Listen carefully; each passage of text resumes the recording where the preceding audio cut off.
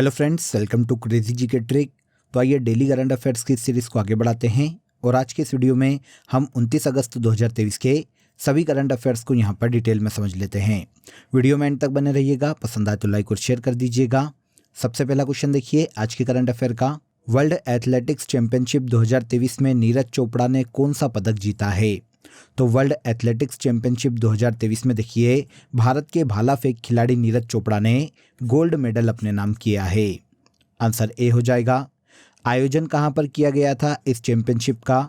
तो इस चैंपियनशिप का आयोजन हंगरी की राजधानी बुडापेस्ट में किया गया है फ्रेंड्स, जहां पर भारतीय भाला फेंक खिलाड़ी नीरज चोपड़ा ने पुरुषों की भाला फेंक प्रतियोगिता में गोल्ड मेडल अपने नाम किया है। इसके साथ ही देखिए वर्ल्ड एथलेटिक्स चैंपियनशिप में गोल्ड जीतने वाले ये भारत के पहले खिलाड़ी बन गए हैं। भारत ने अभी तक वर्ल्ड एथलेटिक्स चैंपियनशिप में टोटल 3 मेडल अपने नाम किए हैं। कौन कौन जीता है इनकी बात करें तो देखिए 2022 की वर्ल्ड एथलेटिक्स चैंपियनशिप में नीरज चोपड़ा ने ही सिल्वर मेडल अपने नाम किया था और इसके पहले पेरिस फ्रांस में आयोजित वर्ल्ड एथलेटिक्स चैंपियनशिप 2003 में भारत की अंजू बॉबी जॉर्ज ने लॉन्ग जंप में कांस्य पदक अपने नाम किया था। अब नीरज चोपड़ा मेडल जीतने वाले तीसरे खिलाड़ी है और इस चैंपियनशिप में गोल्ड जीतने वाले भारत के पहले खिलाड़ी है। इन्होंने देखिए 88.17 मीटर का जेवलिन थ्रो करके गोल्ड मेडल अपने नाम किया है। इसके अलावा पाकिस्तान के अरशद नदीम ने देखिए रजत पदक जीता और चेक गणराज्य के याकूब वालेश ने ब्रॉन्ज मेडल इस प्रतियोगिता में अपने नाम किया है। अब वर्ल्ड एथलेटिक्स चैंपियनशिप की बात करें तो ये एक द्विवार्षिक एथलेटिक्स प्रतियोगिता है फ्रेंड्स, जिसकी शुरुआत 1976 में की गई थी, लेकिन ऑफिशियली इसकी शुरुआत 1983 में मानी जाती है और 2025 में अगली बार इसका आयोजन जापान के टोक्यो में किया जाएगा। अभी 2023 में इसका आयोजन 19 अगस्त से 27 अगस्त 2023 तक हंगरी के बुडापेस्ट में किया गया है। अब देखिए वर्ल्ड एथलेटिक्स चैंपियनशिप की मेडल टैली देखने जाते हैं तो पहले स्थान पर यूनाइटेड स्टेट्स रहा है, जिसने टोटल 29 मेडल अपने नाम किए हैं। इनमें से 12 मेडल गोल्ड हैं। सेकेंड पर कनाडा, जिसने 6 मेडल जीते 4 गोल्ड के साथ, और थर्ड नंबर पर स्पेन है, जिसने 5 मेडल जीते हैं 4 गोल्ड के साथ। इंडिया की बात करें तो India world athletics championship Budapest 2023 में मेडल टैली में 18वें स्थान पर है। भारत ने केवल 1 गोल्ड मेडल जीता है, जो कि भारत के नीरज चोपड़ा लेकर आए हैं। क्लियर हो जाता है। देखिए दोस्तों, अगर आपको मंथली करंट अफेयर्स की डिटेल पीडीएफ लेना है तो आप रूट एप्लीकेशन या क्रेजी जीके ट्रिक एप्लीकेशन से डाउनलोड कर सकते हैं। साथ ही आप वीडियो के कमेंट बॉक्स में भी लिंक दिया हुआ है, जहां से क्लिक करके आप ले सकते हैं। इन मंथली करंट अफेयर्स पीडीएफ में देखिए पूरे मंथ के जो सबसे ज्यादा एग्जाम रिलेवेंट क्वेश्चन होते हैं, उन क्वेश्चन को यहाँ पर डिटेल के साथ प्रोवाइड किया गया है, जो एग्जाम के लास्ट टाइम रिवीजन में आपको बहुत हेल्प करता है। तो एक बार जरूर क्लिक करें। चलिए आगे बढ़ते हैं। सेकेंड क्वेश्चन देखिए, बहुराष्ट्रीय युद्ध अभ्यास ब्राइट स्टार 2023 का आयोजन कहाँ किया जा रहा है? ब्राइट स्टार 2023 जो कि एक बहुराष्ट्रीय युद्ध अभ्यास है फ्रेंड्स, इसका आयोजन देखिए मिस्र के काहिरा में किया जा रहा है। मिस्र के काहिरा में 27 अगस्त से लेकर 16 सितंबर 2023 तक इस बहुराष्ट्रीय युद्ध अभ्यास का आयोजन किया जाएगा। भारतीय वायुसेना इस साल देखिए इस युद्धाभ्यास में पहली बार भाग लेने वाली है। इस युद्धाभ्यास में इंडिया के अलावा संयुक्त राज्य अमेरिका, सऊदी अरब, ग्रीस और कतर की वायुसेना भी भाग ले रही है। सभी सदस्य देशों के मध्य में आपसी संबंधों को बढ़ावा देना इस युद्धाभ्यास का मुख्य उद्देश्य है। युद्धाभ्यास का नाम ब्राइट स्टार है, जिसका आयोजन 2023 में मिस्र के काहिरा में किया जा रहा है। नेक्स्ट क्वेश्चन देखिए इसके बाद, international blind sport federation world games 2023 में Indian blind women cricket team ने कौन सा पदक जीता है? तो देखिए international blind sports federation world games 2023 में भारत की Indian blind women cricket team ने गोल्ड मेडल अपने नाम किया है। आंसर सी हो जाएगा। इन गेम्स का आयोजन कहां पर किया गया? तो इन गेम्स का आयोजन देखिए 2023 में इंग्लैंड के बर्मिंघम में किया गया है। इसके फाइनल में देखिए भारत की Indian blind women cricket team ने फाइनल में Australia blind women cricket team को हराकर गोल्ड मेडल क्रिकेट में अपने नाम किया है। 2023 में पहली बार देखिए इन गेम्स में महिला क्रिकेट को शामिल किया गया है और पहली ही बार Indian blind women cricket team ने इस प्रतियोगिता में गोल्ड अपने नाम किया है। इस चैंपियनशिप में भारतीय पुरुष टीम ने देखिए सिल्वर मेडल अपने नाम किया है। अब अगर हम international blind sport federation world games 2023 की बात करें तो इस साल ये 7th एडिशन है। आयोजन इंग्लैंड के बर्मिंघम में 18 से 27 अगस्त तक किया गया है। 70 देशों के 1250 खिलाड़ियों ने इस प्रतियोगिता में पार्टिसिपेट किया है। इनमें देखिए अलग अलग गेमों को शामिल किया जाता है, जैसे पावर लिफ्टिंग, जूडो, गोल बॉल, फुटबॉल, शतरंज जैसे अलग अलग खेलों को इन वर्ल्ड गेम्स में जगह दी जाती है। ये देखिए एक इंटरनेशनल मल्टी स्पोर्ट्स इवेंट है जो कि हर 4 साल में आयोजित किया जाता है। आयोजनकर्ता या ऑर्गेनाइजर कौन है? तो इंटरनेशनल ब्लाइंड स्पोर्ट फेडरेशन के द्वारा इसका आयोजन किया जाता है। इसका पहली बार आयोजन 1998 में स्पेन के मैड्रिड में किया गया था। इन गेम्स में 2023 में पहली बार ब्लाइंड विमेन क्रिकेट को शामिल किया गया और पहली बार में ही इसका गोल्ड भारतीय टीम ने अपने नाम किया है। ओके, इसके बाद आगे आइए। हाल ही में जयंत महापात्रा का निधन हो गया। इनका संबंध किस क्षेत्र से था? तो जयंत महापात्रा एक बहुत ही फेमस साहित्यकार थे फ्रेंड्स। हाल ही में देखिए 95 वर्ष की आयु में एक लंबी बीमारी के बाद इनका निधन हो गया है। ये ओडिशा के प्रसिद्ध साहित्यकार और एक प्रसिद्ध कवि थे। तो इनका संबंध साहित्य से है फ्रेंड्स। जयंत महापात्रा देखिए अंग्रेजी कविता के लिए साहित्य अकादमी पुरस्कार जीतने वाले भारत के पहले कवि थे। 1921 में इनकी एक बुक रिलीज हुई थी जिसका नाम रिलेशनशिप है। इसके लिए इन्हें साहित्य अकादमी पुरस्कार दिया गया था। इसके अलावा साहित्य में इनके योगदान के कारण भारत सरकार ने इन्हें 2009 में पद्मश्री पुरस्कार से भी सम्मानित किया था। इंडियन समर, हंगर ये इनकी कुछ महत्वपूर्ण कविताएं हैं। जयंत महापात्रा जो कि ओडिशा के एक महान साहित्यकार हैं, इनका हाल ही में निधन हो गया है। BWF वर्ल्ड चैंपियनशिप 2023 में किस भारतीय बैडमिंटन खिलाड़ी ने कांस्य पदक जीता है? तो BWF वर्ल्ड चैंपियनशिप के बारे में पहले हम ये जान लेते हैं कि इसका आयोजन 2023 में कहाँ किया गया। तो इसका आयोजन देखिए डेनमार्क के कोपेनहेगन में किया गया है और इस चैंपियनशिप में भारतीय बैडमिंटन खिलाड़ी HS प्रणय ने ब्रॉन्ज मेडल अपने नाम किया है। आंसर डी हो जाएगा।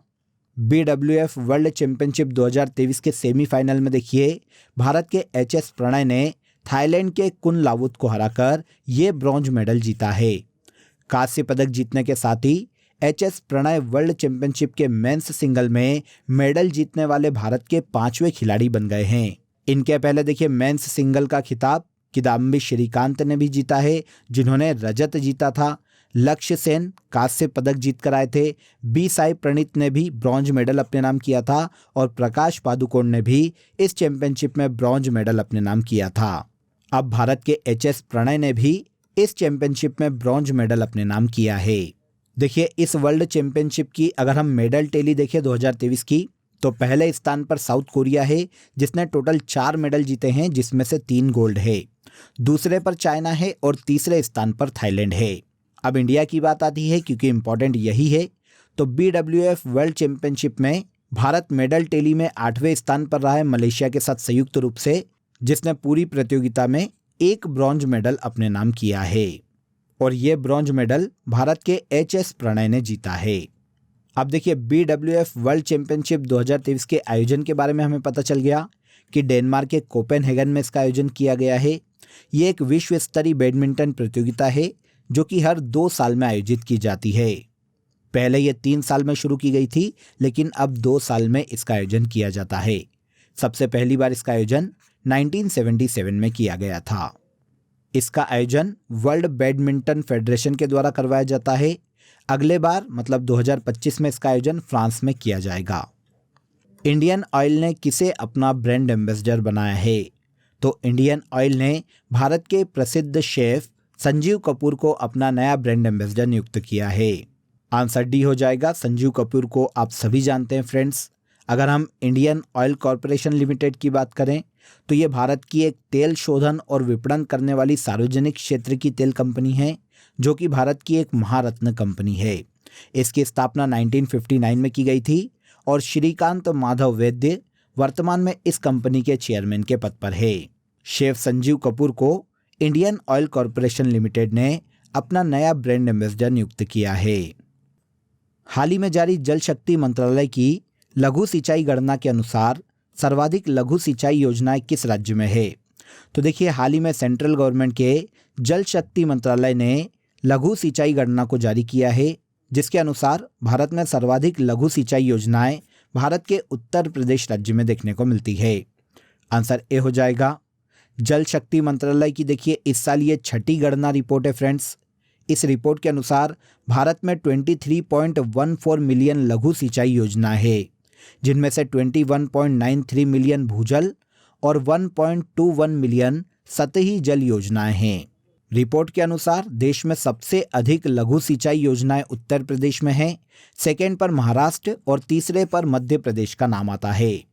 भूजल योजना की बात करें तो भूजल योजनाओं में खोदे गए कुएं, कम गहरे ट्यूबवेल, मध्यम ट्यूबवेल और गहरे ट्यूबवेल को शामिल किया जाता है। भूजल योजना में टॉप 3 स्टेट में उत्तर प्रदेश पहले स्थान पर, महाराष्ट्र दूसरे स्थान पर और एमपी तीसरे स्थान पर है। भारत के जल शक्ति मंत्रालय ने पहली बार देखिए लघु सिंचाई गणना 1986-87 में की थी और अब 2023 में इसने अपनी 6ठी रिपोर्ट को जारी किया है। आगे आ जाइए। चर्चा में रही खिलाड़ी पारुल चौधरी किस खेल से संबंधित है? तो पारुल चौधरी भारत की एक दौड़ से संबंधित खिलाड़ी है फ्रेंड्स। आंसर भी हो जाएगा। सुर्खियों में क्यों है ये इंपॉर्टेंट हो जाता है। तो हंगरी की राजधानी बुडापेस्ट में आयोजित वर्ल्ड एथलेटिक्स चैंपियनशिप 2023 में महिलाओं की 3000 मीटर स्टीपल चेस रेस में भारत की पारुल चौधरी 11वें स्थान पर रही है। इन्होंने देखिए इस रेस को 9 मिनट 15 सेकेंड में पूरा किया है और एक नया नेशनल रिकॉर्ड अपने नाम किया है। इस राष्ट्रीय रिकॉर्ड के साथ ही पारुल चौधरी ने पेरिस ओलंपिक 2024 के लिए भी क्वालिफाई किया है। तो भारत की पारुल चौधरी दौड़ से संबंधित खिलाड़ी है या स्टीपल चेस दौड़ से संबंधित खिलाड़ी है। नेक्स्ट इंपॉर्टेंट क्वेश्चन देखिए। राष्ट्रीय ई गवर्नेंस 2023 पुरस्कार किस योजना को प्रदान किया गया है? तो हाल ही में राष्ट्रीय ई गवर्नेंस 2023 पुरस्कार भारत की स्वामित्व योजना को प्रदान किया गया है। आंसर ए हो जाएगा। देखिए मध्य प्रदेश के इंदौर में हाल ही में 26वें ई गवर्नेंस सम्मेलन 2023 का आयोजन किया गया, जिसमें राष्ट्रीय ई गवर्नेंस पुरस्कार 2023 की घोषणा की गई और इस सम्मेलन में 2023 में पंचायती राज मंत्रालय की स्वामित्व योजना को राष्ट्रीय ई गवर्नेंस पुरस्कार 2023 में गोल्ड मेडल दिया गया है।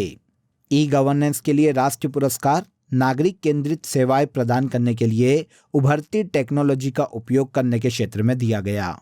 इस साल 2023 में 5 अलग अलग श्रेणियों में राष्ट्रीय ई गवर्नेंस पुरस्कार प्रदान किए गए हैं। इसे भी याद रखिएगा, इंपॉर्टेंट फैक्ट है।